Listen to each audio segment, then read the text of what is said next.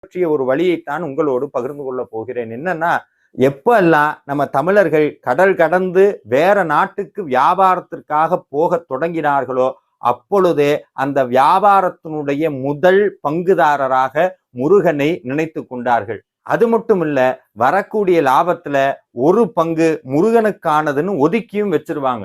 இந்த வழியைத்தான் நான் அந்த நபருக்கு சொன்னேன். ஆம், நீங்கள் செய்யக்கூடிய பிசினஸ்ல முருகனை ஒரு பார்ட்னரா மாத்துங்க. அவருதான் முதலாளின்னு நினைங்க. அவர் இருக்கிறார். ஒவ்வொரு தடவையும் நம்ம செய்யக்கூடிய செலவு, எடுக்கக்கூடிய முடிவுல ஒவ்வொன்றிலையும் முருகனை நினைத்து செயலாற்றுங்கள். முருகனுக்காக பயந்து உங்கள் வியாபாரத்தில் தைரியமாக செயல்படுங்கள். நிச்சயமாக முருகன் உங்களுக்கு வெற்றியை அள்ளித் தருவார். அதோடு மட்டும் இல்ல, உங்களுக்கு கிடைக்கக்கூடிய லாபத்தில் ஒரு பங்கை முருக சேவைக்காக ஒதுக்கி வையுங்கள். அதுக்கப்புறம் உங்களுடைய பிசினஸ் ஆகட்டும், உங்களுடைய வாழ்க்கை ஆகட்டும், அது